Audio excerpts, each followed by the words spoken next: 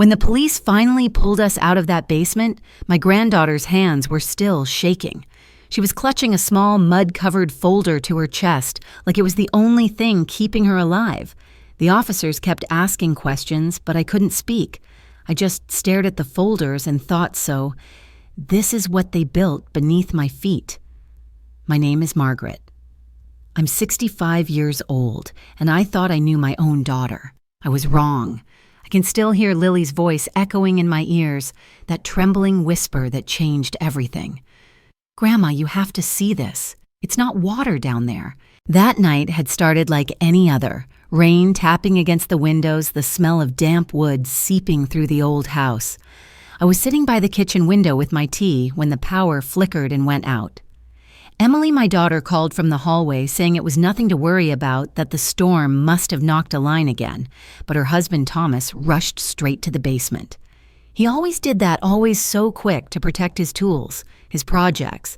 He said the basement had flooded weeks ago and told me not to go near it.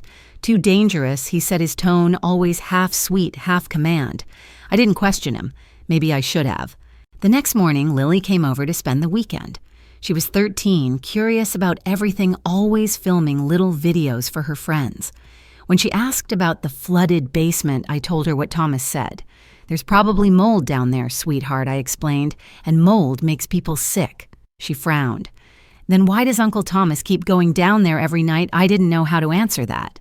That afternoon, while Emily and Thomas went out to buy groceries, Lily ran to me with her phone. Grandma, look, she whispered. On her screen was a short clip she'd taken the night before. It showed the basement door, faint light flickering underneath it, blue like a computer screen, not the warm yellow of a flashlight. That doesn't look like flooding, she said.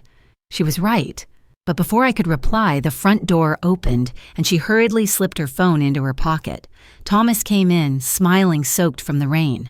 Everything okay here, he asked. I nodded, but my throat had gone dry. That night, the air felt heavy, like the whole house was holding its breath. I couldn't sleep. Around midnight, I heard footsteps creaking above my room, then the low groan of the basement door. Out of instinct, I got up, put on my robe, and opened my bedroom door just a crack. The hall light was off, but a faint glow spilled from below the stairs. I watched Thomas descend slowly, carrying something metallic that clinked with every step.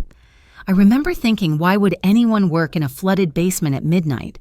The next morning, Emily handed me a cup of coffee with her usual tight smile. Mom, you're not feeling dizzy again, are you? She asked almost too sweetly. You've been forgetting things lately. Her tone stung me. I wasn't losing my memory. I wasn't crazy. But the way she said it made me doubt myself for a moment. You really should rest more, she added. Then Thomas came in, kissed her cheek, and looked at me like I was the fragile one. I wanted to tell them I'd seen him last night, that I'd heard the door, the footsteps, the noise. But something in his eyes stopped me. That wasn't concern. That was control. Lily came down late for breakfast, her face pale. When Emily left for work, she leaned close to me and whispered, Grandma, I went down there. My heart stopped. You did what? Just for a second. I thought maybe it wasn't so bad. But the floor's not wet at all. There's a smell like burned wires. And there's a table and papers. I gripped her wrist, feeling my pulse race. What kind of papers? She swallowed hard. They had your name on them. Before I could ask more, Thomas's truck rumbled up the driveway. Lily stuffed her phone into her pocket and whispered, I recorded it. Thomas came inside carrying boxes, smiling too wide. Morning, ladies, he said cheerfully. Basement's all sealed off now, no more danger. The lie slid out of his mouth like it had rehearsed itself. I forced a smile and murmured something polite, but every muscle in my body was trembling. That night, I asked Lily to show me the video.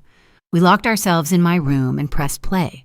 The footage was shaky, dimly lit by her flashlight. At first, all I could see were shelves and pipes. Then the light caught something on the wall maps. Papers pinned up with red threads connecting them. On the table lay several envelopes marked with my name. One had a photo taped to it. Lily zoomed in. It was me asleep in my bed. The camera had been taken from above. My stomach twisted. Grandma Lily whispered, What's happening? I didn't have an answer. I could only stare at my own sleeping face on that screen. Promise me you'll stay away from the basement, I told her. Whatever they're doing down there, we can't let them know we know. But the universe doesn't care about promises.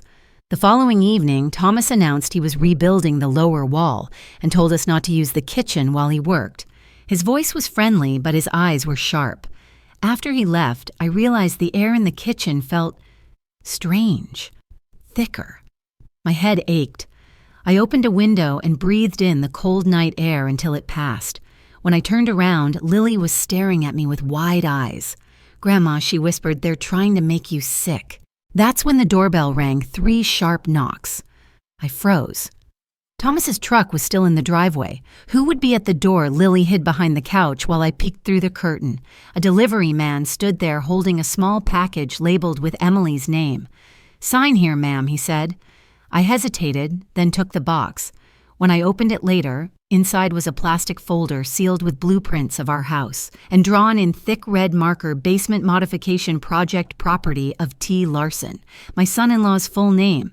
By the time the police lights flashed outside our home, it was already too late for secrets. Lily had gone back down despite my warning. She wanted proof. When she didn't answer my calls, I ran after her. The smell hit me. First, metallic chemicals suffocating. I found her standing in front of a steel door at the far end of the basement, her flashlight trembling in her hand. "It's not water," she whispered. Then she turned the knob. Behind that door was a small room lined with soundproof panels, a desk, a laptop humming softly, a wall covered in papers, insurance policies, false IDs, even a will with my signature forged at the bottom. I remember the blood pounding in my ears, the shock of realizing that my own daughter and her husband had built a trap, a machine of lies beneath the home I had given them. When I looked back at Lily, she was crying silently, holding that mud-covered folder. And that's when I knew. The flood wasn't in the basement, it was in the family. If you've ever trusted someone who turned out to be your worst mistake, type 1 in the comments. If you still believe family could never do something like this, hit like maybe your faith will save you from the kind of nightmare I lived through. The morning after the police left the house felt wrong. Too quiet, too still, as if every wall was listening. Thomas had spent the night in the basement again, saying he needed to fix the wiring after the flood. But when I walked past the basement door, I noticed something new. A metal latch. Not the kind you buy at the hardware store, but the kind meant to keep someone out. I stood there staring at it, my hand hovering over the cold brass. I could smell the faint scent of burnt plastic coming from the cracks. When I turned, Emily was behind me holding a basket of laundry. "Mom, what are you doing?" Her voice was soft, but her eyes, those sharp blue eyes she got from her father, cut through me like glass. "Just wondering when you're going to call someone to check the pipes," I said casually. She smiled the kind of smile that doesn't reach the eyes. "Thomas has it handled. You don't need to worry." That phrase, "you don't need to worry," had become her weapon. It sounded kind, but underneath, it was a message I couldn't ignore. Stop asking questions. Later that afternoon, I went into the kitchen to make tea. When I turned the faucet, the water came out cloudy. "It's just rust," Emily said over her shoulder when she saw me frown. "The pipes are old." She poured herself a glass anyway and drank it without blinking. I noticed she didn't refill mine. I sat down at the kitchen table pretending to read the newspaper while my eyes traced the reflection in the window. Thomas was outside on the phone. He was pacing by the garden, voice low, urgent. Through the glass, I saw him gesture toward the basement window, then glance back at the house like he was making sure I wasn't watching. That night, I couldn't sleep. I kept hearing the hum of machinery through the floorboards. It was faint but steady, like the heartbeat of something alive. When I pressed my ear to the wood, I could almost hear whispers beneath it. Around midnight, I got up for a glass of water. The house was dark except for the glow under Emily and Thomas's bedroom door. I passed the basement door again and froze. The latch was gone. The door was slightly open. I should have turned around. I should have gone back to bed, but something stronger than fear pulled me forward. I pushed the door gently and peered down. The faint hum grew louder, blending with the smell of something chemical, sharp and sour. "Grandma!" I jumped. Lily stood at the top of the stairs in her pajamas, rubbing her eyes. "What are you doing?" she whispered. I smiled weakly. "Just checking if it's really flooded like they say." Can I come? No, I said quickly. Go back to bed, sweetheart. But she didn't move. She tilted her head, listening. Do you hear that? The hum grew louder, then a clank metal against metal, and another sound footsteps, coming up from below. I grabbed Lily's hand and pulled her into the living room just as Thomas appeared at the top of the stairs holding a wrench. He stopped when he saw us. Couldn't sleep, he asked casually, his voice too calm. I thought I heard something, I said. I was worried the water was rising again. He smiled. Still scared of the flood, huh? Don't worry, Margaret. I've sealed it up tight this time. I watched his eyes as he said it. He didn't mean the water. The next day, Emily drove Lily to school, leaving me alone with Thomas. I tried to stay busy, cleaning, folding, pretending I didn't feel his presence in every room. But when I passed the hallway mirror, I saw him standing behind me, watching. You've lost weight, he said quietly. Are you eating enough? I'm fine, I answered. He smiled faintly. You should rest more. We don't want you getting confused again. That word confused stung deeper than it should have. He walked away whistling under his breath, leaving me with a chill that had nothing to do with the weather. When Emily came home later, she was distant, distracted. Thomas says you've been acting paranoid, she said over dinner. Mom, if you're not feeling well, we can make an appointment with Dr. Raymond again. I'm fine, I repeated, forcing my voice steady. He just wants to help. Help me or help himself, I asked before I could stop myself. The fork clattered from her hand. What's that supposed to mean? I stared at her. The daughter I'd raised, the little girl who used to fall asleep on my lap during thunderstorms, was looking at me like I was a stranger. It means, I said quietly, that I'm not blind, Emily. I'm not. Her jaw tightened. She pushed back her chair and stood. You should get some rest. After she left the room, I heard her whispering with Thomas in the hallway. Their voices were low, urgent, then the click of a lock. When I went to bed, my door wouldn't open all the way it caught on something metal. They'd installed a bolt from the outside. The next morning, Lily came home from school with her backpack, unzipped her phone hidden inside. She whispered to me while Thomas worked in the garage, Grandma, I think they're recording us. What? She opened her backpack and showed me a small black object she'd pulled from under the dining table. It looked like a smoke detector, but smaller with a tiny red light blinking. I found 3 of these, she said, 1 in your room. I felt my heart pound against my ribs. Don't tell anyone you found them, I said. What are you going to do? I'm going to pretend I don't know, I replied. And then I'm going to find out why they're watching me. That night, I waited until the house went quiet. I crept into the kitchen and opened the cabinet where Thomas kept his tools. I found a small screwdriver and returned to my room. The device was fixed near the curtain rod. My hands trembled as I pried it loose. Inside was a microphone. I hid it in my nightstand, then lay awake until dawn, staring at the ceiling, thinking about every conversation I'd had in that room. How long had they been listening? By sunrise, I knew one thing for sure. Whatever was happening in that basement wasn't just about lies or money. It was about control. They weren't trying to protect me from danger. They were creating it. When Emily came to wake me, I smiled like nothing was wrong. You were right, I told her. I'm tired lately. Maybe I should rest more. She smiled, relieved. Good. Thomas and I are going to run some errands. Try to nap. I will, I said sweetly. The moment they left, I pulled the hidden microphone from the drawer, wrapped it in a towel, and smashed it with my heel. The red light flickered once, then died. I stood there breathing hard, staring at the crushed plastic. My reflection in the mirror looked older, harder. Maybe I was losing my mind like they said. But if I was, at least I'd go down fighting. If you've ever felt like someone was gaslighting you, making you doubt what you know is real, comment 1 right now. And if you believe the truth always finds a way to surface, no matter how deep they bury it, like the next few days felt like living in a theater built for lies.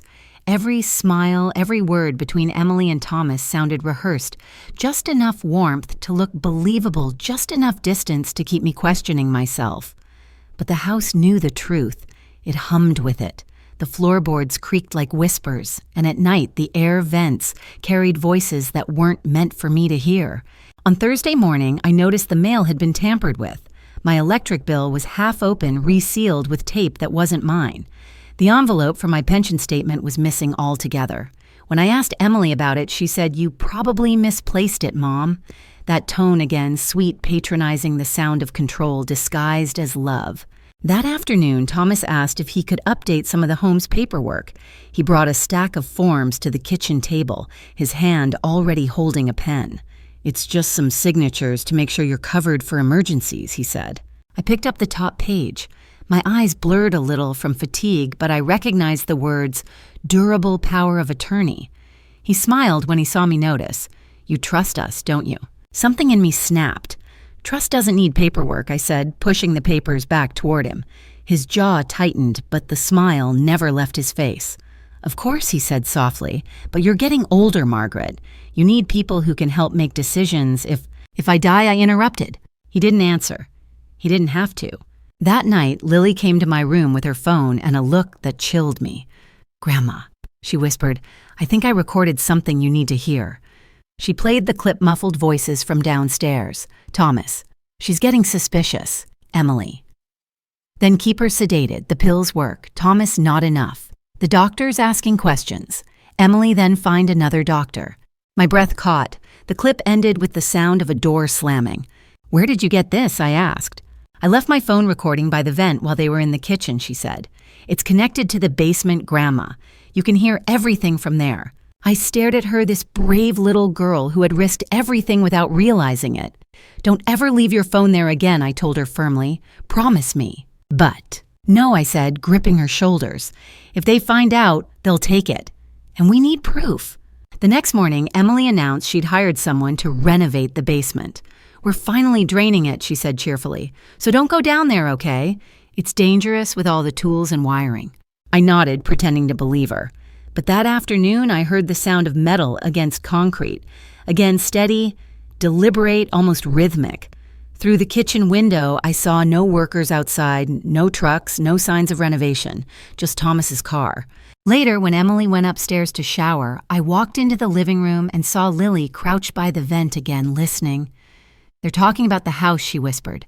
"Something about insurance." I knelt beside her, pressing my ear to the vent. Thomas's voice drifted up faintly. "Once it's done, we file the claim immediately. Her age makes it believable." Her age, my age. I pulled Lily back gently, my pulse racing. "That's enough for today." That night, I pretended to sleep early. Around 1 a.m., I heard them arguing in their bedroom. Emily's voice sharp and trembling. "We can't do this, Tom. It's my mother." Thomas's reply came low and cold. "You already started this. There's no backing out now." Then silence. The next day, Emily avoided me. She cooked breakfast without looking at me, her hands shaking as she sliced fruit. "You're not eating enough," she said softly, sliding a plate toward me. I stared at the food. It looked perfect, but the smell made my stomach churn. I pushed it away. "I'm not hungry." Her eyes flicked toward the hallway where Thomas stood watching. "You have to eat, Mom," she said again a little louder. "You need your strength." "For what?" I spent that afternoon searching the house while they were gone. Every step felt like a trespass. I checked drawers, closets, the attic. Nothing. Then behind the bookshelf in the study, I found a hidden compartment barely noticeable unless you knew where to press. Inside were several documents sealed in plastic sleeves. My hands trembled as I pulled one out.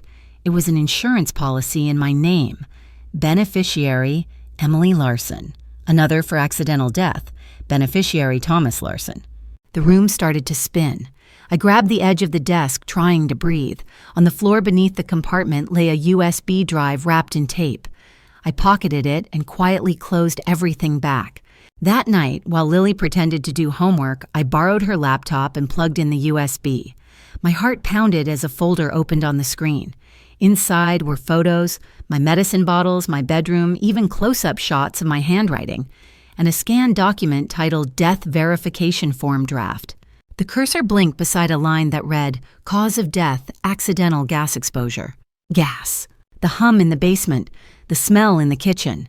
It all came together like the click of a lock. I leaned back in my chair, cold sweat trickling down my neck. My daughter and her husband weren't just trying to steal from me. They were rehearsing my death. When Emily came into the room unexpectedly, I slammed the laptop shut. She froze in the doorway, her face unreadable. "What are you doing?" she asked. "Just checking some old photos," I said quickly. She nodded slowly. You shouldn't overexert yourself. You've been looking tired lately." Then she smiled that same hollow smile. "Don't worry, Mom. We'll take care of everything." After she left, I sat there in the dark staring at the black screen. I felt a strange calm wash over me. Not peace, not acceptance, but clarity. They thought I was weak, fading, forgetful. But I remembered everything. The next morning, Lily whispered to me while packing her backpack. I showed the recording to Mr. Harris, my science teacher. He said we should go to the police. My heart seized. "You did what?" "He promised not to tell anyone, Grandma. But he said if you're in danger—" "No, listen to me," I said, gripping her hands. "They can't know you told anyone. Not yet. We need proof they can't deny. Something bigger." Her eyes filled with tears. "But what if they hurt you?" I smiled, though my voice shook. "Then you tell the truth, all of it. But until then, you do exactly what I say." That night, when Thomas locked the basement again, I counted his steps. 1, 2, 3, pause. Metal scraping against metal.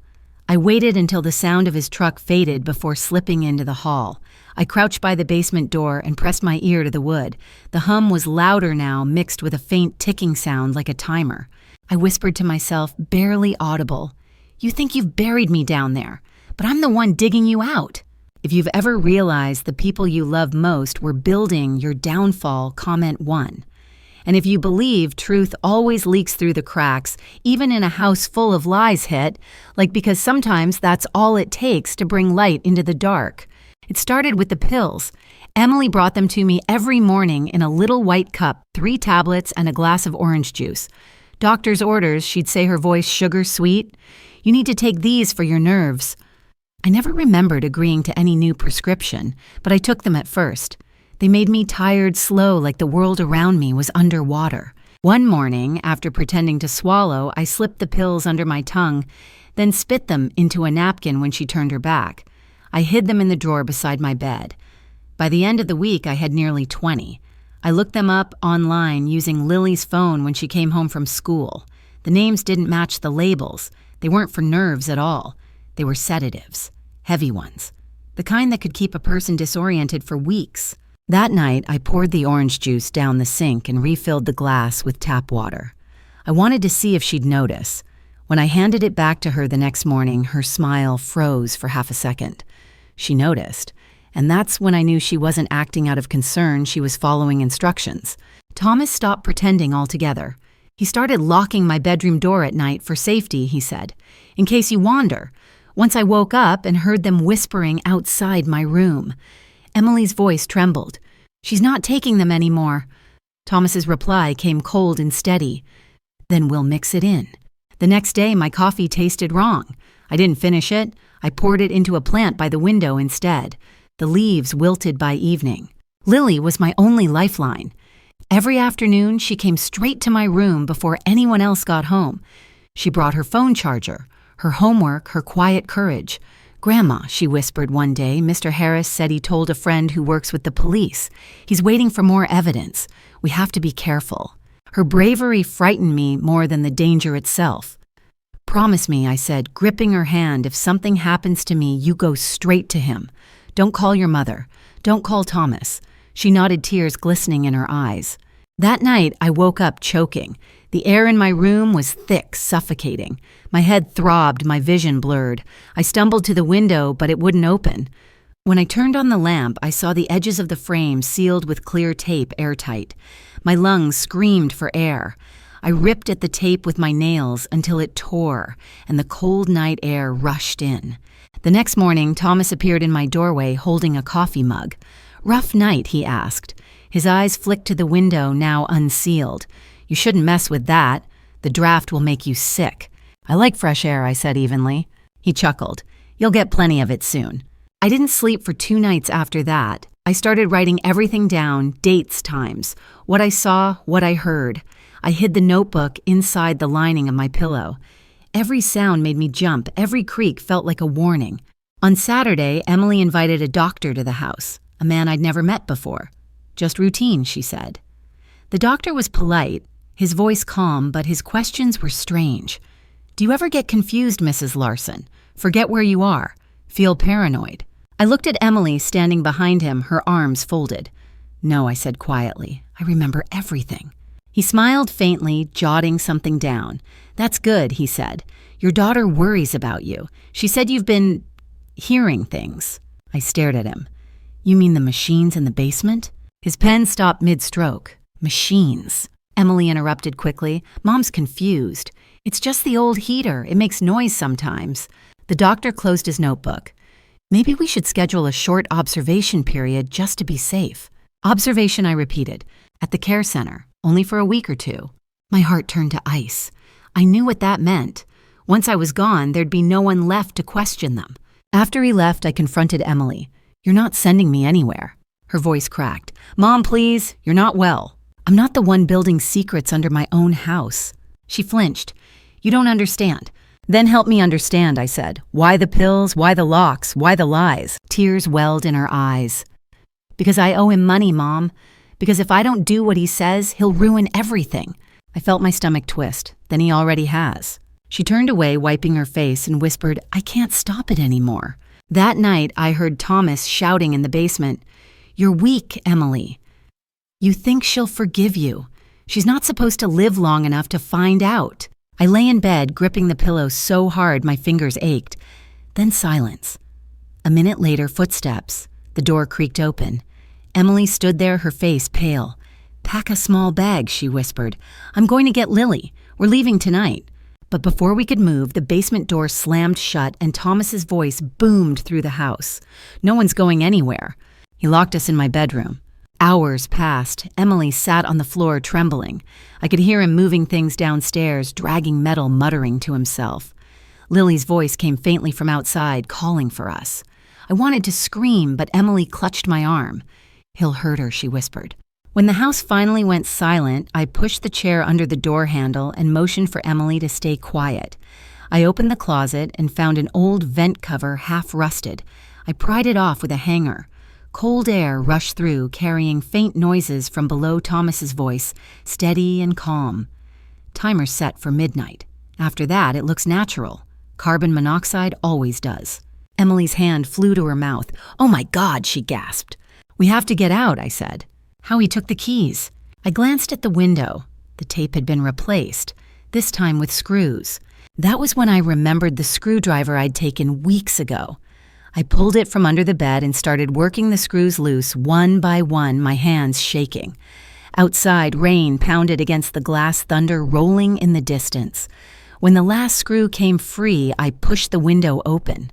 The smell that hit me made me gag gas faint, but unmistakable. Emily froze. He already turned it on. "Help me up," I said, "now." We climbed out into the rain, the cold biting our skin. Lily's small figure appeared by the fence, flashlight trembling in her hand. "Grandma," she shouted. "Quiet," I hissed. "Run to the neighbors now." We barely made it halfway across the yard before the sound came a dull, muffled boom from beneath the house. A flash of light, then silence. The fire trucks came later, but there wasn't much fire to fight. Just smoke and the smell of poisoned air. Thomas was gone when they searched, disappeared into the storm. I remember standing there in the rain, clutching Lily while Emily collapsed to her knees, sobbing. The house, the one my husband had built with his own hands, stood broken. Behind us, windows, black walls shaking from the blast. It wasn't over, not yet, but I knew the basement secret was finally clawing its way to the surface. If you've ever realized too late that safety can be a trap, comment one. And if you believe courage sometimes wears the face of fear, hit. Because sometimes surviving isn't about running. It's about knowing when to stop pretending you're safe. The firemen said it was a miracle we survived. I didn't feel lucky. The house still stood, but the soul of it was gone.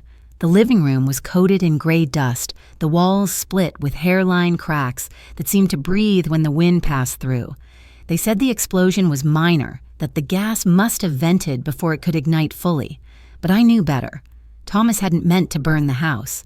He'd meant to erase me, quietly, permanently.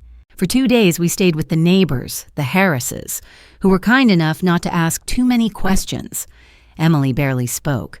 She sat by the window, staring at the smoldering skeleton of our home across the yard. Lily slept beside me, clutching her flashlight even in daylight. Every time a car passed, she flinched. On the third morning, 2 detectives came, a man and a woman. Their voices were polite but sharp like scalpels. "Mrs. Larson," the woman said, "your son-in-law is missing. We need to know what happened before the fire." I told them everything I could without sounding insane, the noises, the pills, the basement, the smell. When I mentioned the insurance documents, they exchanged a glance. The man leaned forward. "Do you have proof?" I hesitated. The USB drive. I had hidden it inside the lining of my coat before we fled. I reached into the pocket and placed it on the table. "It's all here." They took it, promised to review it. Then they turned to Emily. She hadn't spoken until then. Her voice came out flat, detached. "I didn't know what he was planning. He said it was just to fix the pipes." The detective nodded, writing something in his notebook. "And yet you administered medication to your mother without medical supervision." Emily's lips trembled. "He said she needed it. He said the doctor prescribed it." The room went silent. When they left, Emily broke down completely. She slid to the floor, sobbing into her hands. "He's gone," she whispered. "He's gone, and I helped him do it." I wanted to comfort her. Part of me still saw the little girl who used to run barefoot through the yard chasing fireflies. But another part of me, the part that had been drugged, lied to, and almost killed, stayed cold. "No, Emily," I said quietly. "You didn't help him. You enabled him." She looked up, her face streaked with tears. "You'll never forgive me, will you?" I didn't answer. Forgiveness felt like a luxury we hadn't earned. That evening, while Lily was in the bath, I went outside to get some air. The house looked almost peaceful in the fading light, like it was pretending to be normal again. The front porch sagged slightly where the blast had loosened the beams. I stepped closer. And that's when I saw it, a muddy footprint on the deck, fresh too large to be mine or Emily's. My stomach turned to ice. I ran inside. "Lock the doors," I whispered to Emily. "Now." She stared at me. "Why?" "Because he's not gone." That night, none of us slept. The wind howled against the windows, making them rattle. Every creak of the old house felt like a footstep. I sat in the dark living room, a kitchen knife hidden under the blanket. Around midnight, Lily came downstairs, rubbing her eyes. "Grandma, someone's outside." My heart nearly stopped. "Where?" She pointed toward the backyard window. I pulled the curtain just an inch. The motion sensor light had come on. A shadow moved past the fence, then another. Emily came running down the stairs, pale and shaking. "It's him. He's back." I dialed 911, my hands trembling so badly I almost dropped the phone. The dispatcher kept her voice calm. "Stay inside, ma'am. Officers are on their way." Minutes stretched into hours. The lights outside flickered, then silence. No footsteps, no wind, just silence. When the police arrived, they searched the property and found tire tracks in the mud leading to the woods behind the house. No sign of Thomas. But under the back porch, they found something else. A small plastic crate filled with documents, tools, and a half-empty gas can. Inside the crate was a notebook labeled Stage 4. The officer handed it to me carefully. I didn't want to touch it. Emily opened it instead. The handwriting was Thomas's neat and mechanical. It detailed every step of his planned doses of medication, the timing of gas exposure, even the fake narrative he planned to tell the insurance company after my death. The final page read, "Once she's gone, Emily will crack. That's how you control people through their guilt." Emily dropped the notebook like it burned her. "He never loved me," she whispered. "No," I said, my voice steady. "He only loved control." The officers took the notebook and promised to increase patrols in the area. But even with police cars parked down the street, I couldn't shake the feeling that he was still out there watching. Every night I heard faint sounds from the woods, the snap of a twig, the rustle of leaves, the quiet echo of something breathing in the dark. 3 nights later, I woke to find the back door open. A gust of cold air swept through the hallway. I grabbed the flashlight and crept downstairs, knife in hand. My reflection in the window startled me, pale, hollow-eyed, unrecognizable. I turned off the light. The house was silent again. Then a voice came from the darkness, low and familiar. "You should have stayed asleep, Margaret." I froze. The beam of the flashlight trembled as I turned it toward the sound. The basement door stood open, swinging slightly. A faint smell of gasoline wafted through. My throat went dry. "Thomas," I whispered. He stepped into the light, face gaunt, eyes wild. "You ruined everything," he said softly. "You couldn't just die quietly." "Neither could you," I said. He lunged forward and I swung the knife blindly. It caught his arm and he roared in pain. Then headlights flooded the window sirens, blue and red, flashing through the rain. He hesitated, then bolted for the back door. By the time the officers entered, he was gone again, vanishing into the woods. They searched for hours, dogs barking, flashlights slicing through the trees. Nothing. When the sun came up, I sat on the porch, wrapped in a blanket, watching the mist roll off the yard. Emily sat beside me, silent. Lily slept in the neighbor's house. "He'll come back," Emily said. Maybe I replied, "But next time I'll be ready." For the first time in weeks, I felt something other than fear resolve. The weak old woman they thought they could poison was gone. The one sitting here now had nothing left to lose. If you've ever faced someone who thought they could destroy you and walk away untouched, comment 1. And if you believe strength doesn't always look loud, it sometimes looks like survival, then hit-like. Because surviving in the end is the loudest revenge there is. The morning after Thomas vanished, the world outside looked almost peaceful gray clouds, moving slow, the smell of wet soil, the kind of calm that hides something waiting to strike. The police had left promising to stay in contact, but I didn't believe promises anymore. I'd seen how easily words could be twisted into traps. I'd heard them in my own house. Emily barely spoke. She sat by the window in the Harris's spare room, clutching a coffee mug she never drank from. Her hands shook constantly. Lily, exhausted but alert, slept on the couch beside me, the flashlight still in her grasp. I watched her breathe and thought she saved me. That small, fearless girl had seen through all the lies the adults had built. By noon, Detective Morris called. She was the only one who'd treated me like I wasn't crazy from the start. "Mrs. Larson," she said, her voice steady. "The evidence from the USB and the notebook matches up. Your son-in-law has a record small charges, financial fraud, falsifying documents. But this is different." "Can you find him?" I asked. "We're trying," she replied. "But if he reaches the insurance companies or the banks first, he could still cash out your policies. We need to make him surface." I stared at the rain outside. "Then I'll make him come to me." She hesitated. "Mrs. Larson, that's not safe." "I wasn't safe in my own home," I said quietly. "At least this time I'll know he's coming." When I hung up, Emily turned toward me, her eyes hollow. "You can't," she said. "You can't bait him." "I'm not bait," I replied. "I'm the proof he failed." That afternoon, I sat at the kitchen table with Lily. We laid out everything we had, the recording of the basement conversation, the USB files, the notes from his journal. I looked at Lily, that brave, serious face for someone so young. "We're going to send him a message," I said. "A message he can't ignore." She frowned. "How?" "Through the only thing he still cares about, control." I had Lily upload a single photo from the notebook to an anonymous online account, the page labeled Stage 4. Underneath, she wrote, "Police have it now." Within hours, the account received a message from an untraceable number. "You shouldn't have done that, Margaret." Lily gasped. "He saw it." I stared at the screen. Good. That night, I told Detective Morris about the message. She wanted to pull us into protective custody, but I refused. "He'll never come near a police station," I said. "He's too smart for that. But he'll come for me. He has to finish what he started." Emily broke down again. "You don't understand, Mom. He's dangerous." "I do understand," I said softly, "but I'm done running from my own house." The next morning, I went back. The fire damage was mostly contained, though the smell of smoke clung to everything.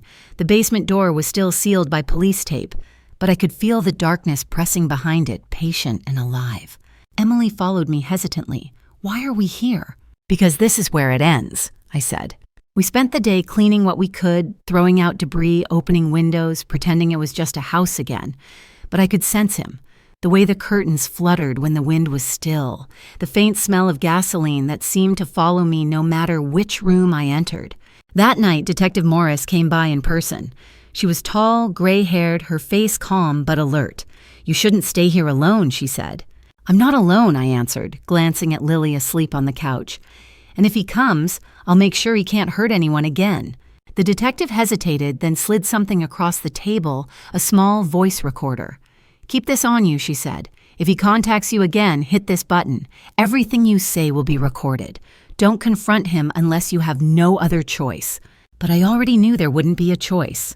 Around midnight, the phone rang, the landline. I hadn't even realized it still worked. "Hello," I said, my voice barely steady. A silence stretched out. "Then you took everything from me." "Thomas," I whispered. He laughed softly. "I built that house. I kept it alive, and you turned everyone against me. You tried to kill me," I said. "You were supposed to be asleep, peaceful. You wouldn't have even felt it. The rage that rose inside me wasn't fear, it was fire. You killed the man who built that house before you ever met me. You poisoned his daughter's mind, and now you think you can erase me too." He chuckled. "You always thought you were stronger than you are, Margaret, but you're old, slow, alone." I pressed the recorder under the table. "Then come prove it." The line went dead. Emily stood frozen in the doorway, pale. "You shouldn't have said that." "He was going to come anyway," I said. I didn't sleep. Every sound felt like a countdown, the ticking clock, the drip of water, the low groan of the house, breathing through its wounds. At 3:07 a.m., headlights flashed across the yard. A car door slammed. Emily grabbed my arm. "He's here." "Take Lily," I whispered. "Go to the neighbors and call Morris. Now." "I'm not leaving you." "Yes, you are. This ends with me." She hesitated, tears in her eyes. "I'm sorry," she whispered and ran upstairs to wake Lily. I stood in the middle of the living room holding the small recorder, my heart beating like thunder. Footsteps echoed on the porch. A shadow passed the window. The front door creaked. Then he was there, his face pale in the moonlight, eyes wild. He looked more like an animal than a man now. Clothes torn, blood dried on his sleeve from the cut I'd given him. "You really thought you could outsmart me," he hissed. "I already did," I said. He laughed. "You think the police will believe your little story. They'll call you senile, paranoid. You're already the crazy old woman who blew up her own house." "Maybe," I said calmly. "But you left your notebook, and your fingerprints, and your voice right here." I clicked the recorder. His face changed instantly. He lunged for it. I dodged the sound of shattering glass as his hand slammed into the window. He grabbed my arm, twisting it. "You should have stayed quiet," he growled. I met his eyes. So should you. The sirens came before I saw the flashing lights.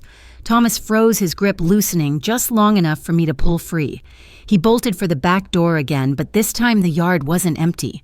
Police lights flared, shouts filled the air, and within seconds he was surrounded. Detective Morris stepped through the door, her expression unreadable.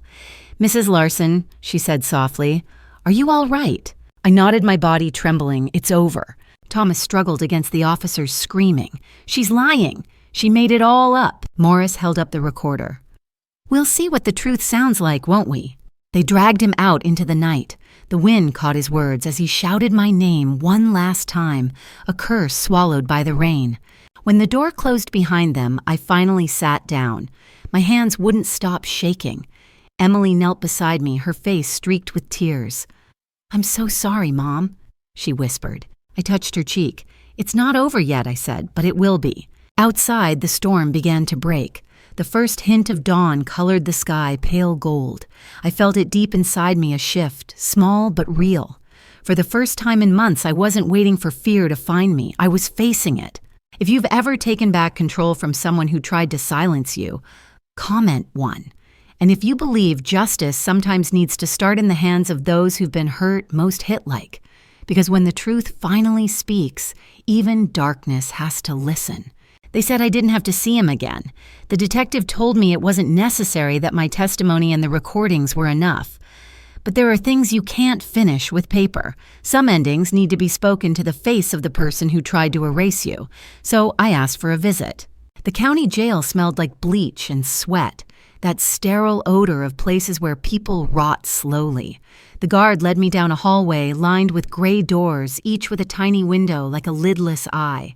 The fluorescent lights flickered overhead, humming. The sound reminded me of the basement constant low electric. When the guard opened the door to the visiting room, Thomas was already there, sitting on one side of the glass partition. His hands were cuffed, his face thinner, his eyes restless but still sharp. He looked at me the way a snake watches a hand reaching for its cage. 5 minutes, the guard said.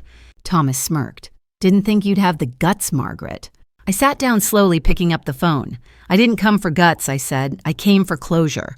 He laughed, a low rasp. "Closure. You think any of this will make a difference? They'll let me out in 5 years. 10 at most, and you'll be gone by then." I didn't look away. Maybe. But you'll spend those years in a cage remembering that a 65-year-old woman outsmarted you. His jaw tightened. For the first time, I saw something flicker behind his confidence. Anger or humiliation, maybe both. You think you won? You don't even know the whole story. I know enough, I said. You forged my signature. You drugged me. You almost killed my granddaughter. That's enough. He leaned closer to the glass, his voice dropping to a whisper. Emily helped me remember she's no saint. She wanted the money as much as I did. The words hit like a slap. I stayed still, though every muscle in me screamed to react. You don't get to use her anymore, I said quietly. He smiled, slow and cruel. Oh, but I already did. You think she's innocent? Ask her about the first policy we filed 3 years ago. She signed that one without blinking. She just didn't think we'd go this far. I felt my pulse quicken, but I didn't give him the satisfaction of seeing it. That's the difference between her and you, I said. She still has a conscience. He chuckled. A conscience won't save her. Neither will yours, I replied. He leaned back in his chair, studying me. You know what your problem is, Margaret? You still think you're the hero of this story, but you're just collateral damage. You were never the target. The house was, the money, the property, you were just in the way.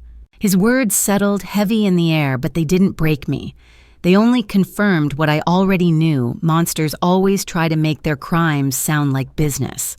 I met his gaze and said, you know what I realized, Thomas? You never built anything in your life. You only took.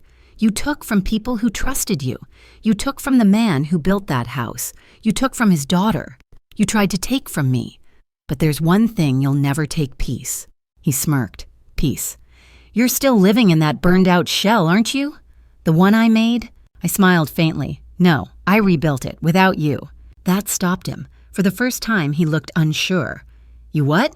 I rebuilt the house, I repeated. Every board, every nail, every piece of that basement. I had it inspected, purified, blessed if that helps you sleep worse. At night, it's my home again, and when I walk through it, I hear silence. No machines, no lies, just my heartbeat steady and alive. He slammed his cuffed fists against the table. The guard flinched but didn't intervene. His voice cracked with fury. You think you're free. You're nothing without people like me. You only matter because of the damage I gave you. I looked at him for a long moment, then said softly, Then I guess you made me stronger than you meant to. The silence that followed was thick enough to choke on. His shoulders slumped slightly. The mask slipped. Beneath all that arrogance was just a man, a small broken man who needed power because he'd never earned love. He muttered something I almost didn't hear. You should have died in that house. I leaned closer to the glass. And you should have known that house was built by a better man than you'll ever be. The guard tapped the glass. Time's up. Thomas's smile returned, but it was hollow, now forced. We'll see each other again, he said. You can't rebuild forever. I stood. You'll see bars, I said. I'll see sunrise. I handed the phone back and walked toward the door. But before I stepped out, I turned one last time. Thomas, I said quietly, you failed because you never understood what family means. You thought it was about control. It's about endurance. And you can't kill that. He didn't answer. He just stared, eyes burning with the kind of hatred that comes from realizing you've lost control for good. When I walked out into the daylight, it felt like stepping out of a grave. The sun was sharp and cold, the air biting, but it was air I could breathe freely again. The parking lot was half empty, the wind carrying the faint clang of a flagpole. Emily was waiting by the car. She looked terrified when she saw me. Did he say anything? I studied her face. She looked so young, suddenly stripped of all the pretense, all the exhaustion. Just a daughter lost in her own choices. Yes, I said finally. He said you helped him once. Her lips parted. I didn't mean to, Mom. I swear, it was years ago. He said it was just a financial transfer, that it was for you. I didn't know he'd forged your signature until after. I believed her, but belief didn't erase the damage. You're going to have to live with that, I said. But you can still make something of it. Tell the truth. Every word. Don't hide any more. She nodded, tears spilling down her cheeks. I will, I promise. We drove home in silence. The rebuilt house waited for us, smaller, humbler, but clean. No traps, no shadows. Lily had hung her drawings on the new kitchen wall, sunflowers, birds, a little stick figure. family holding hands. When I stepped inside, the floor creaked softly, and for a moment I thought I heard Walter's voice, my late husband low and steady in the back of my mind. "You held the line, Maggie." I smiled. "We did," I whispered. That night, I sat at the kitchen table with the lamp glowing warm on the wood. I took out a sheet of paper and began writing a letter, not to the police, not to the insurance company, but to my granddaughter. "Dear Lily, if you ever start to doubt what truth sounds like, listen to your own heart. It knows the difference between love and control. It knows what real safety feels like. Don't let anyone ever make you feel small for asking questions. That's how the darkness grows in silence. You saved me because you refused to be quiet. That's what bravery looks like." I folded the letter and placed it in an envelope marked with her name. Then I blew out the lamp, listening to the quiet hum of the new refrigerator, the steady rhythm of a house at peace. If you've ever looked your abuser in the eye and realized they no longer had any power over you, comment 1. And if you believe healing doesn't mean forgetting, but remembering and still choosing to stand hit-like, because sometimes survival isn't about escaping the darkness. It's about walking straight through it and lighting a match on the other side. The trial began 6 months later. By then, the snow had melted and the house was finally finished. Fresh paint, new walls, sunlight spilling through windows that used to hide secrets. But no matter how bright it looked, there was always one shadow that stayed the memory of that basement. The smell of gas, the sound of the locks clicking shut. The courthouse was packed the first day. The story had already spread across the state, even reaching the evening news. The basement widow case, they called it. Reporters lined the steps outside microphones, pointed at anyone who looked remotely connected. They wanted a headline. I just wanted closure. When I took the witness stand, the room felt smaller than I expected. Thomas sat a few feet away, his orange jumpsuit dull under the fluorescent lights. His hair was shorter, his face gaunter, but the arrogance was still there, sitting in his posture like a stain that wouldn't wash out. He smiled when he saw me, just a thin twitch of his mouth like he was still trying to prove he could control the room. The prosecutor asked me to state my name. "Margaret Ann Larson," I said. My voice was steady, though my hands trembled in my lap. Then the questions began. What happened when it started, what I discovered? I told them everything. The fake pills, the sealed windows, the hum of the basement that wasn't a heater, but a machine built to kill. The courtroom was silent except for my voice. Even the reporters stopped typing. When I finished, the prosecutor played the recording from that night, the one where Thomas's voice dripped through the static, admitting what he'd done. His own words filled the courtroom like poison timers set for midnight. After that, it looks natural. A collective gasp rippled through the audience. For the first time, Thomas's smirk faltered. Then came Emily. She walked to the stand like she was walking through water, every step heavy. Her eyes found mine briefly before she faced the prosecutor. Her hands shook as she spoke. "I was afraid," she said. "He told me he'd take everything if I didn't help. I didn't think he'd go that far, but when Mom got sick, I knew." The defense attorney tried to paint her as complicit, but her tears were real. When they played Lily's video recording the flickering flashlight in the basement, the papers on the wall, the courtroom held its breath. A 13-year-old had done what the adults hadn't told the truth. By the second day, the evidence was overwhelming. Insurance documents, forged signatures, the Stage 4 notebook recovered under the porch, the USB files showing years of manipulation. Every page was another nail in the coffin of his lies. But the twist came on the third day. The prosecutor called an unexpected witness, Detective Morris. She walked to the stand with her usual composure, holding a folder thicker than any I'd seen. During our investigation, she said we discovered communication between the defendant and an external party, an insurance representative who processed Mrs. Larson's policies. The defense objected, but the judge allowed it. Morris opened the folder and revealed printed emails. This representative approved multiple fraudulent claims linked to the defendant's accounts. In exchange, they received payments totaling $60,000. The courtroom erupted. Thomas's face turned red. He muttered something to his lawyer, but it was too late. The name of the accomplice appeared on the screen for everyone to see. Dr. Raymond Keene, the same doctor who had declared me confused, the man who wanted to send me to a care facility. Gasps filled the room. I felt my stomach twist. That smooth voice, those fake reassurances, it all made sense now. He wasn't just enabling them, he was profiting from it. Thomas glared at the screen, then at me, as if blaming me for this final betrayal. He slammed his hand against the table and shouted, "He was supposed to take care of it. He promised me." The judge banged his gavel, order. But it was too late. His outburst was the final confession. Every word had been recorded, broadcast, printed by morning. The trial stretched for another week, but everyone already knew the verdict. The jury deliberated for less than 2 hours. When they returned, the foreman stood and read the words that ended 2 years of fear. Guilty on all counts: attempted murder, conspiracy, insurance fraud, and endangerment of a minor. I didn't cry. I didn't smile. I just breathed. Thomas turned toward me as they led him away, his voice low, bitter. "You think you won, but you'll die alone." I looked at him calmly. Maybe, but not today. The news cameras caught that line. By evening, it was everywhere. For a week, strangers sent letters, some thanking me for standing up, others telling me their own stories. People who had been silenced by their families dismissed as senile or paranoid. My nightmare had become their mirror. Emily moved back in with me for a while.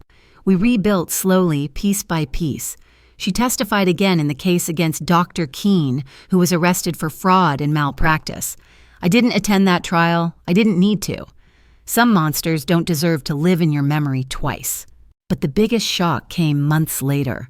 One evening, Lily was helping me clean out old boxes from the attic when she found a letter tucked inside one of Walter's tool chests, the ones her grandfather had built himself. The paper was yellowed, the handwriting familiar and strong. "If anything ever happens to me, look in the floorboards of the basement. You'll find what we built this house to protect." My breath caught Walter's words. He'd written it before he died. The next morning, we pulled up a section of the new basement floor. Beneath the planks was a metal box sealed and untouched. Inside were old photographs, a marriage certificate, and beneath them a small envelope of cash and a letter addressed to me. "Maggie," it said. "This house isn't just wood and nails. It's a promise. If anyone ever tries to take what's ours, remember what we built it for to keep you safe. They can burn the walls, but they can't touch the foundation. Because you are the foundation." I pressed the letter to my chest and cried for the first time in months. Not from fear, but from gratitude. Walter had known that someday I'd need a reminder that strength doesn't vanish with age. It grows deeper, like roots. The story didn't end in the courtroom. It lived on. Reporters called for interviews, networks asked for documentaries, but I said no to all of it. I didn't want fame. I wanted peace. Still, the story spread online. Lily had quietly uploaded her footage the night we escaped the basement video, my voice trembling in the dark saying the flood wasn't in the basement, it was in the family. Millions watched. Comments poured in from all over the world. People called it the flood story. Some said it gave them courage to speak out. Others simply wrote, "I believe you." For the first time, my fear had turned into something else. Awareness. Maybe even hope. The kind that passes from one survivor to another like a flame. When Thomas was sentenced, I didn't attend the final hearing. I spent that day in my garden with Lily planting new rose bushes where the old ones had withered. The earth was cold but alive under our hands. "Grandma," she asked softly, "does it ever stop hurting?" I looked at the horizon, the house standing solid behind us. "No," I said. "But it changes shape. Like water, it finds new places to rest." That night I lit a candle by the window. The house glowed softly around me, filled with the kind of silence that means safety, not fear. I took out Walter's letter again, smoothing the creases, and whispered, "We're safe now." If you've ever fought to reclaim your truth and finally saw justice light up the darkness, comment 1. And if you believe survival is more than staying alive, it's standing in the ruins and saying, "I'm still here," hit-like. Because sometimes the most powerful sound in the world is a voice that refuses to go quiet. The morning after the verdict, I woke to the sound of quiet. Not silence, real quiet. No humming machines, no creaking floors, no breath of danger waiting at the edges. Just the soft rustle of curtains in a room that finally felt like it belonged to the living again. For months, I had been waking up expecting footsteps, expecting lies, expecting fear. That day, I woke up expecting light. Outside the neighborhood looked the same, but the way people looked at me had changed. The Harris couple next door waved when I stepped onto the porch. The mailman smiled, actually smiled, as he handed me a stack of envelopes, none of them forged or stolen this time. Even the paperboy paused on his bike. "You're Mrs. Larson, right?" he asked shyly. "The lady from the news." I hesitated. "I suppose I am." He nodded, his eyes wide. "My grandma said you're the bravest person she's ever seen." Brave. The word landed strange in my chest. I didn't feel brave. I'd been terrified every day for 2 years. But maybe bravery isn't about feeling fearless. Maybe it's about standing still while your fear tries to swallow you. That afternoon, I received the first letter. No return address, just shaky handwriting that read, "To Mrs. Larson." Inside was a single sheet of paper. "I watched your trial. My son tells me I'm losing my mind too, but I know what I hear in the walls. Thank you for making me believe myself again." I folded it carefully and placed it in a small box on the kitchen counter. Over the next few weeks, the box filled up letters, emails, even small notes left at my gate. Some were from strangers, some from people I'd known for years but never really known. Each one told a different story, but they all shared the same quiet confession. "You made me remember. I'm not crazy." The reporters returned, of course. They wanted interviews, photos, a new headline. The grandma who outsmarted death, one of them called me. I turned them all down, but they came anyway, filming from the sidewalk, their lenses peering through my rose bushes. At first, I hated it. I wanted to disappear. Then one morning, Lily came to me with her laptop. "Grandma," she said, "people are telling your story online, not just the scary parts, the strong parts." She showed me the screen, videos, comments, messages from women in different countries, different languages. Some said they had installed cameras in their homes after watching the story. Others said they had confronted abusive partners, questioned suspicious relatives, or left dangerous homes. The story wasn't mine anymore. It had become something larger, a warning, a call, maybe even a weapon. That night, I agreed to a single interview, not for fame, but for truth. The reporter, a young woman named Helen, sat with me at the kitchen table where everything had started. She spoke softly, respectfully, like she knew she was touching something fragile. "What do you want people to take from your story?" she asked. I thought about it for a long moment. "That trust is a gift," I said, finally. "And once someone betrays it, you don't lose your worth. You just learn to rebuild it differently. Brick by brick." Her eyes glistened. "Do you forgive them?" I looked toward the window where Lily was playing in the yard, laughter echoing off the fence. "Forgiveness is a strange thing," I said. "It's not something you do for the person who hurt you. It's something you do so they don't live in your head anymore." The interview aired 2 days later. I didn't expect much. But the next morning, there were people outside the gate, neighbors, strangers, even a few reporters. They weren't shouting or filming. They were leaving flowers. Some left notes tucked between the petals for every woman who was told she imagined it, for every voice that wasn't believed. The fire had spread, not the kind that destroys, but the kind that purifies. Emily watched from the porch steps, a mug of tea in her hands. "They look at you like you're a saint," she said quietly. "I'm not," I replied. "I just survived." She nodded. "That's enough for most people." Her eyes were softer these days, the kind of soft that comes from guilt turning into growth. She'd started volunteering at a women's shelter downtown, helping other families escape dangerous homes. Sometimes she came home late, smelling of cheap coffee and tears that weren't her own. She didn't talk much about it, but she didn't have to. I could see it in the way her shoulders lifted a little higher each week. One evening, she came into the kitchen with a flyer. "They're holding a community event," she said. "Domestic safety awareness. They asked if you'd speak." I almost said no. But then I remembered the letters, the faces, the stories. "Yes," I said, "I will." The auditorium was full that night. I stood at the podium with the microphone trembling in my hand. I wasn't used to speaking to so many people. But when I looked down and saw Lily in the front row, her eyes bright with pride, my fear faded. "I used to believe safety meant silence," I began. "If you stayed quiet, if you didn't cause trouble, people would leave you alone. But I learned that silence doesn't keep you safe. It keeps you hidden. and hidden is where they hurt you. A murmur rippled through the crowd. Some people nodded, others wiped tears.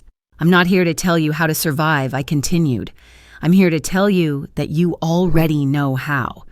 You've been doing it your whole life, but there comes a day when surviving isn't enough. You have to live. You have to speak. You have to believe that your truth matters, even if no one believes it yet. When I finished, the room was silent for a heartbeat, then applause filled the space. It wasn't loud or wild. It was steady, grounded like a collective sigh of recognition. Afterward, people lined up to hug me, to thank me. One woman about my age leaned close and whispered, "He's still in my house, but not for long." As I drove home that night, I realized something. This was never just my story. It was a map for others trying to find their way out. Back home, I sat in the garden. The roses had bloomed early, deep crimson under the moonlight. I could hear Lily's laughter through the window, the sound of Emily washing dishes, ordinary sounds, the kind that once seemed impossible. I thought of Walter again, his voice gentle in memory. "You build the foundation, Maggie. The rest will stand on its own." He was right. I had built something stronger than a house, something no one could flood, burn, or bury, a legacy of truth. And like fire, truth spreads. It moves from one person to another, leaving ashes only where lies once lived. If you've ever watched your truth ignite others, if you've seen your pain turn into someone else's courage, comment one. And if you believe stories like mine aren't just tragedies, but warnings that light the way hit like, because the only thing stronger than fear is the spark that survives it. The world moved on, but I didn't not right away. Healing, I learned, isn't a straight road. It's a slow return to yourself, step by fragile step. Some mornings, I woke up certain the nightmare was over. Other mornings, I swore I still heard the hum of that machine beneath the floor. But the difference was now I knew how to turn it off. The months after the trial passed like a quiet storm. Thomas received 35 years in state prison with no chance of parole. The judge called his actions a betrayal of human decency. The courtroom cheered when the sentence was read, but I just sat there still. There are no victories in stories like this, only survival, and the long, echoing silence that follows. Dr. Keene lost his license and his fortune. When the verdict came down, reporters called it the fall of the trusted physician. I didn't attend that hearing either. I didn't want to see another man who hid cruelty behind credentials. But when Detective Morris called to tell me, I felt something loosen in my chest, like the last thread of a web finally breaking. Emily faced her own reckoning. She wasn't charged with a crime, but she carried her punishment in other ways. The press called her the conflicted daughter, and for months she couldn't go anywhere without whispers following her. People looked at her like she was a stain that wouldn't wash out. Some called her complicit, some called her broken. She never corrected them. She said they were both right. One evening, months after everything, she came into the kitchen as I was finishing dinner. The house smelled of rosemary and old wood. "Mom," she said softly, "I got accepted." I looked up. Accepted where? The university. They reopened the counseling program. I'm going back to finish my degree. For a moment, I couldn't speak. Then I nodded. "You'll be good at it." "I want to help people who end up like me," she said. "People who lose themselves to fear." I reached for her hand. "Then you'll have to start by forgiving yourself." Her eyes filled.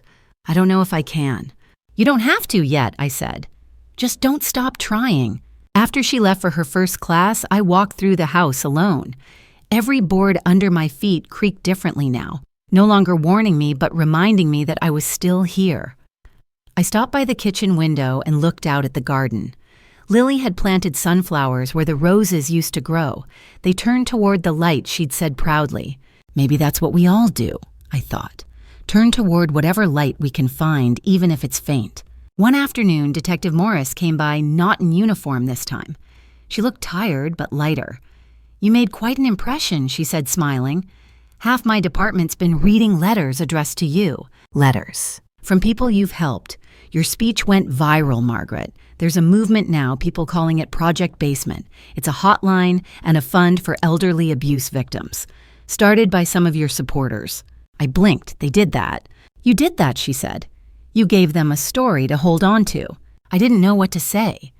The idea that my pain had turned into something that could protect others, it didn't feel like redemption. It felt like purpose. After she left, I sat at the table staring at Walter's photo. "You see that love?" I whispered. "They're building something from our ruins." The days grew warmer. Lily came home one afternoon carrying a newspaper. "Grandma, look," she said. On the front page was an article titled "From Basement to Beacon One Family Story Sparks National Reform." There was a photo of me, gray hair, tired eyes, but standing in front of my rebuilt house. I almost laughed. "They make me look taller," I said. Lily grinned. "They make you look like a superhero." I shook my head. "Superheroes wear armor. I just wore hope." That night, we celebrated quietly. Emily came home with takeout from my favorite diner. Lily baked a cake shaped like our house. She iced it in white and drew little yellow windows. "So the light never goes out," she said. We ate at the kitchen table, the same table where Thomas had once set down forged papers, the same table where I'd nearly signed my life away. Now it held food, laughter, and forgiveness. Later, when everyone had gone to bed, I sat alone listening to the house breathe. The new walls creaked differently. The air vents whispered clean. I closed my eyes and remembered the old hum, the fear, the endless nights of pretending not to know. Then I opened my eyes again and said out loud, "It's over." But it wasn't really over, not in the way people mean, because some stories never stop echoing, they just change shape. Weeks later, I received a letter with no return address. Inside was a short note written in careful cursive. "I used to be like him, but I saw what you did and I turned myself in. I wanted you to know your story saved more than one life." No signature, no name, just words that made my hands tremble. I folded it and placed it in the box with the others. Then I added a new label to the lid, "Survivors." Sometimes I still dream of the basement. In the dream, I'm standing at the bottom of the stairs. The air smells like metal and fear. But when I turn on the light, the walls are gone. The room opens up into a wide field filled with sunlight. Walter's maple tree standing tall in the middle, and Lily's voice echoes somewhere far off, laughing. That's how I know I'm healing. Not because I've forgotten, but because the dream changed its ending. When Thomas was transferred to a high-security facility, I didn't go. But the warden sent a notice a few months later, an update for the record. Inmate Larson has been placed under psychiatric observation after repeated episodes of agitation and self-directed violence. I folded the paper and burned it in the fireplace. The flame caught, quickly curling the edges until only black ash remained. "May the fire finally reach you," I murmured. Emily came in quietly behind me. "Was that about him?" "Yes. Do you feel better?" I looked at the ashes. "No, but I feel lighter." She nodded, then wrapped her arms around me. "I love you, Mom." It was the first time she'd said it since the trial. I held her close, feeling the warmth of something fragile but real, a beginning, not an apology. When spring came, we painted the porch yellow. Lily insisted it would keep away the shadows. Maybe it did. The house gleamed in the sun brighter than it had in years. Birds nested under the eaves again as if even they could tell the danger was gone. Some evenings, I sit on that porch with my tea, watching the sunset stretch across the street. The world looks ordinary again, peaceful.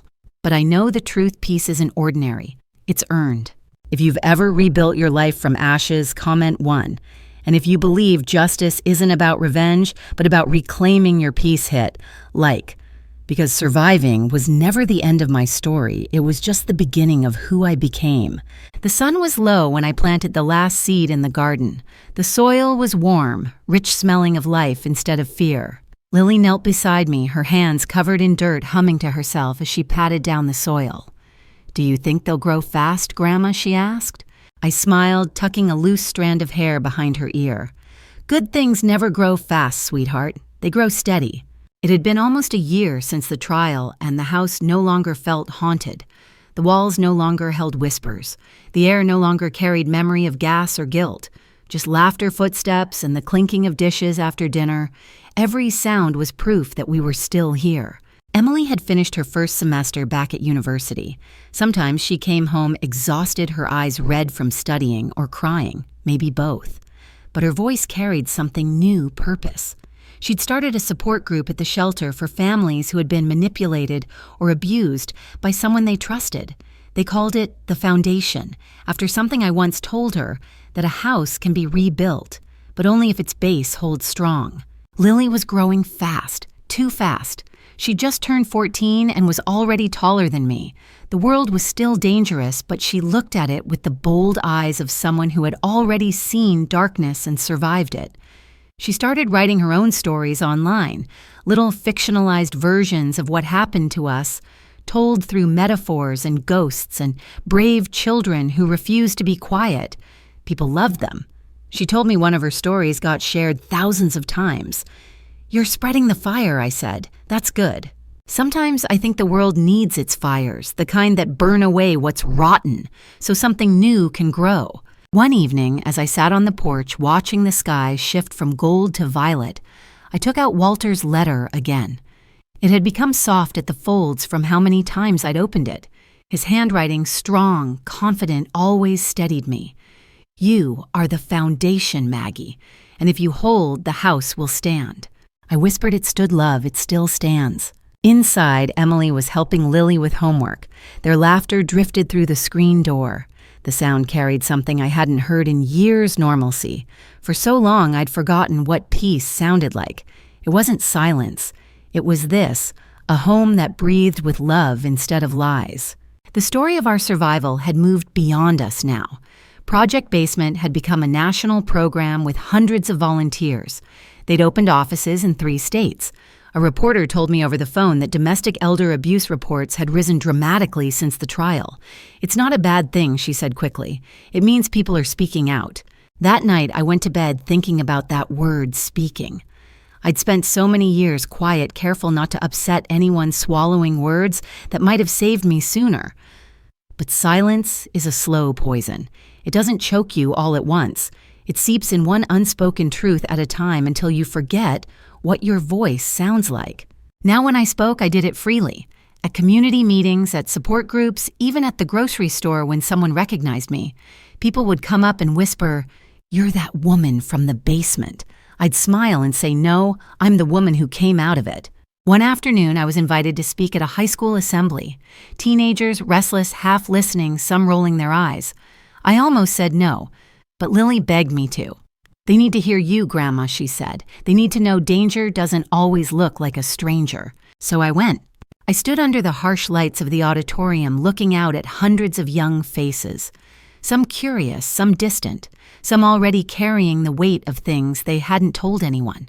I told them about Walter, the man who built our home from scratch, about the cracks in the walls that weren't just from time but from trust breaking. I told them about Thomas, the man who turned love into control, and how easy it was to believe that kindness and manipulation looked the same. Then I said, "You don't have to wait until you're trapped to say no. You don't have to wait until someone locks a door to know you want out. The world teaches you to be polite. But sometimes the bravest thing you can do is be impolite and save your own life." When I finished, the room was quiet. Then one student, a girl in the back, stood up and started clapping. Slowly, others joined. Some cried, some smiled, and I thought maybe that's how healing works, not in silence, but in echoes. Afterward, a teacher came up to me and whispered, "One of my students just told me she's been afraid to go home. She's talking to a counselor now." I drove home in tears, not because of sadness, but because something that almost killed me had saved someone else. That night, I found Lily in the garden, watering the young plants. The sunflowers were already taller, their faces turning toward the fading light. "You did good today," she said, handing me the hose. "So did you," I said. She smiled, her eyes shining. "Grandma, do you think you'll ever write it all down, the whole story?" I looked at her. "Maybe one day, but I think you'll write it better." "I'll tell it like you did," she said, "from the heart." I laughed softly. "Then it'll reach farther than I ever could." Later, after she went inside, I sat by the garden alone. The air was cool, the first fireflies blinking in the distance. I thought about everything, the fear, the betrayal, the trial, the fire, the rebirth. I thought about Walter, about Emily, about the generations before me who kept silent because they were told that suffering was the price of love. Not anymore. I looked up at the stars, the same ones that used to watch over me during those nights of terror, and I whispered, "We're free now." Maybe the world didn't change overnight, but ours did. Now when I pass by a mirror, I don't see the woman who was almost erased. I see the one who refused to disappear. My wrinkles tell stories of battles survived. My gray hair carries the weight of every truth I finally spoke.